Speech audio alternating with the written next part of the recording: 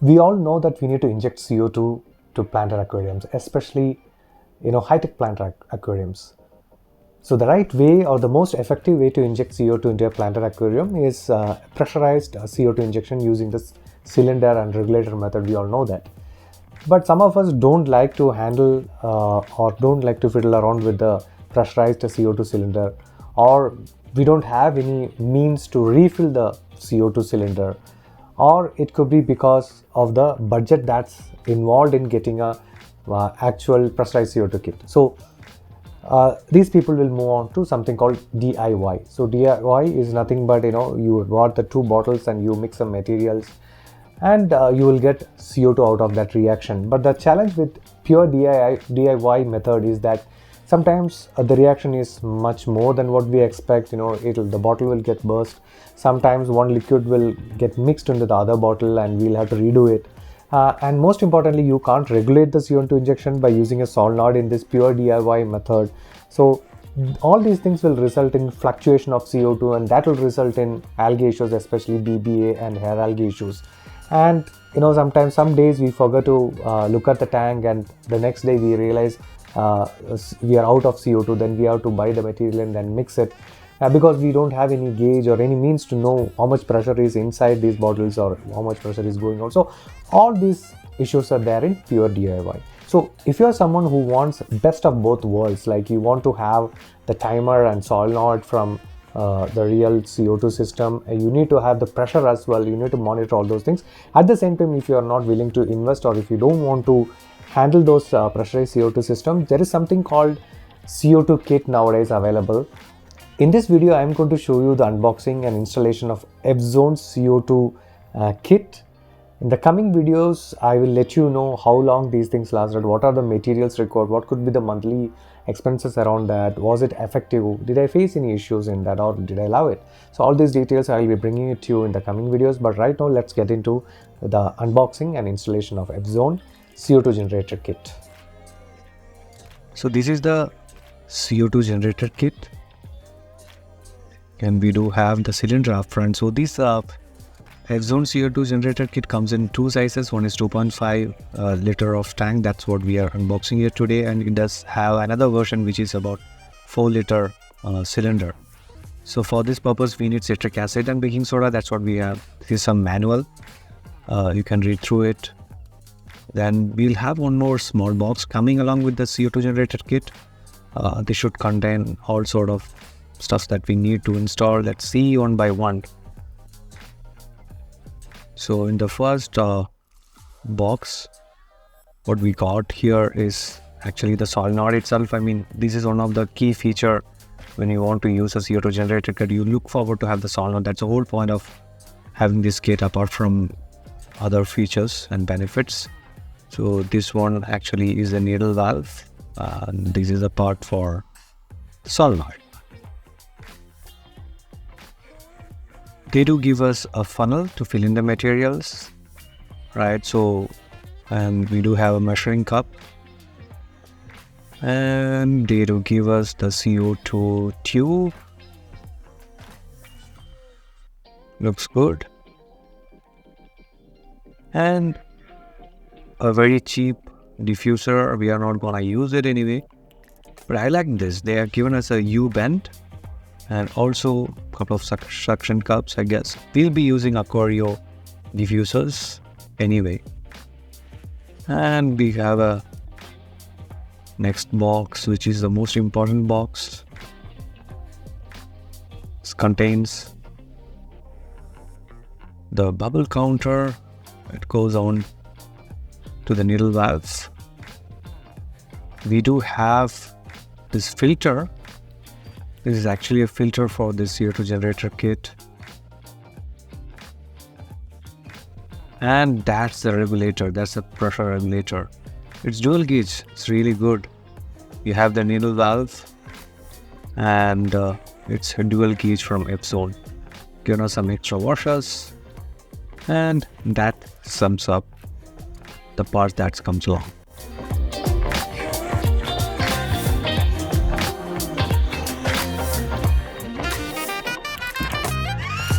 Yeah, let's get going. First, let's take the measuring scale. Yeah, put the measuring cup on and make sure it's 0.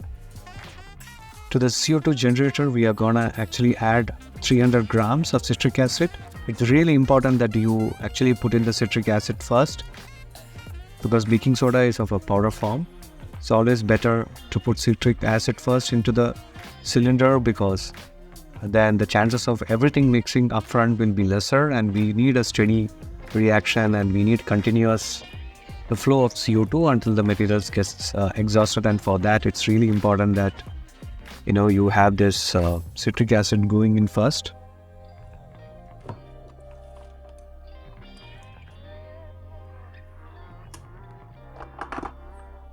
Let's try and measure as close as possible to 300 grams.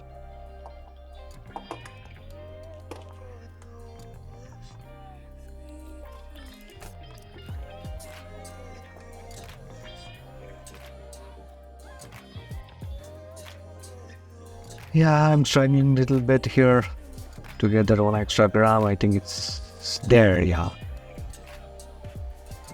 You have to seal it back and keep it aside.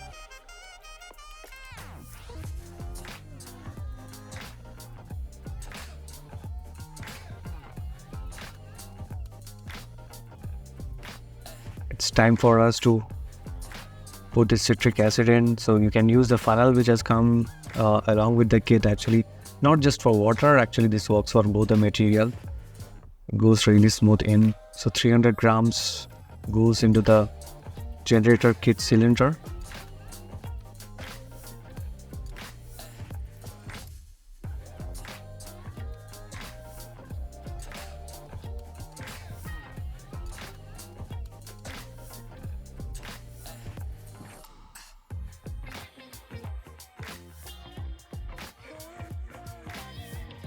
Now we can imagine the citric acid powder is going to be sitting in the middle of the flask or cylinder. So we'll have to give it a little bit of a shake so that it spreads across, and we can go with the next one, which is going to be baking soda.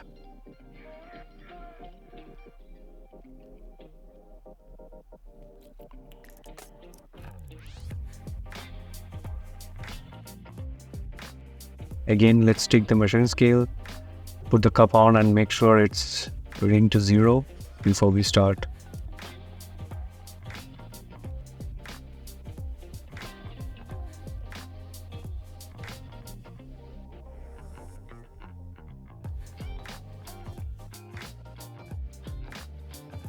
So we are going to add 300 grams of baking soda as well. So it's actually 1:1, 300 grams of citric acid and 300 grams of baking soda.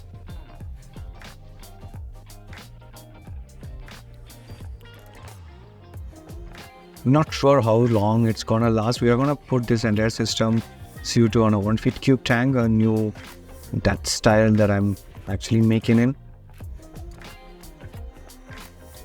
By the way, this video is available in multiple languages, like Hindi is available. We also made these videos in Malayalam and Tamil. Do look up for those respective language channels and enjoy.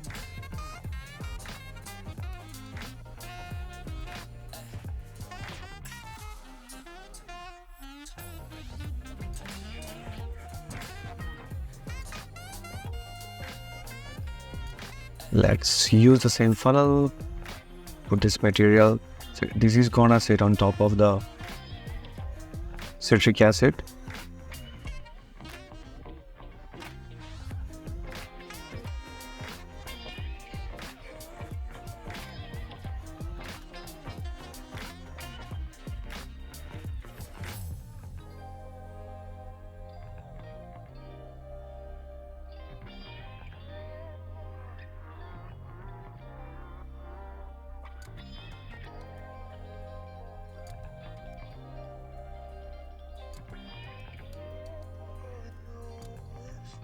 Next up, we are going to add water. Again, 300 ml of water. So we'll use the measuring cup and get our 300 ml of normal water. You can actually use lukewarm water as well. I'm going to use normal water here.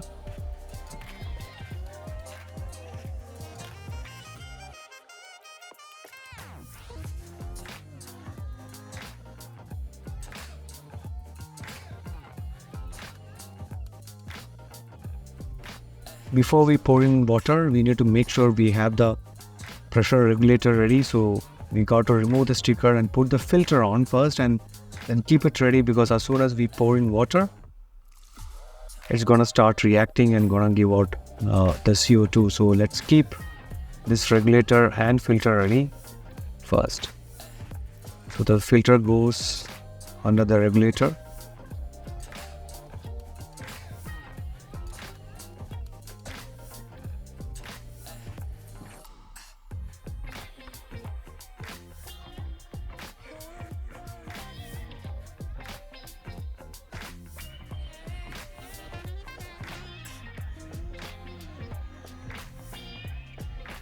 Now we'll keep that aside, and it's really important for us to tilt the flask or the cylinder 45 degrees before we pour in the water. This is really important, because otherwise what's going to happen is the water going to fall pretty heavily onto the powders that we just filled the flask with, and it's going to start reacting a lot. So this one will make sure that the water goes in very smoothly, because the water will hit the walls of the flask and slowly gets to the material. So we have poured in 300 grams of baking soda, 300 grams of citric acid, and 300 ml of water. Now let's quickly put on this regulator with filter.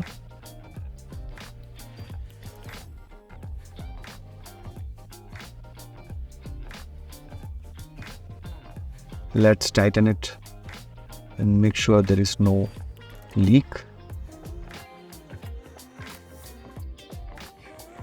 So this one is a gauge which shows the pressure inside the flask. Now we can see it's in the red. There is no reaction, not yet started. And this regulator, actually this gauge shows the pressure that goes out. Now we'll have to wait for 24 hours and see how the pressure actually increases and fills up in the filter before we go ahead. That's the safety valve that you have seen just right now. And let's also put on this solenoid on the needle valve. So the solenoid also again comes with another needle valve. You got to tighten it, then attach the wires to the solenoid.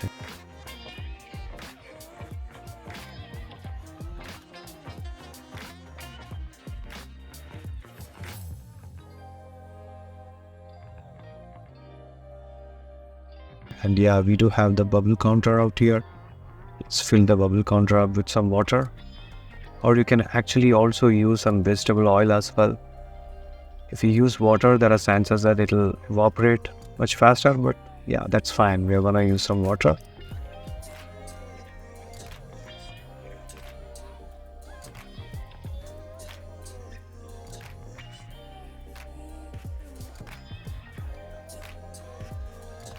Let's remove this, and we are gonna put the bubble counter on it.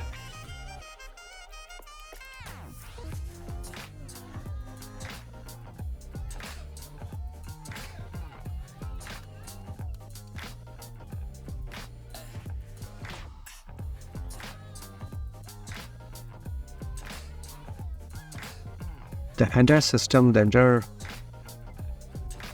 all the parts and the system feels really robust.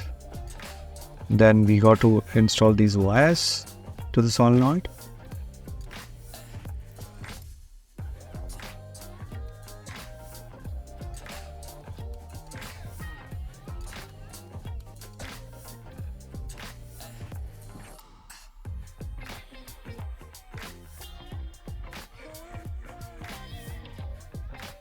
So yeah, we'll wait for 24 hours, the pressure builds up and the solenoid will let the gas out. We can use this fine regulator to regulate number of bubbles that goes into the tank. And that's it, pretty simple and effective.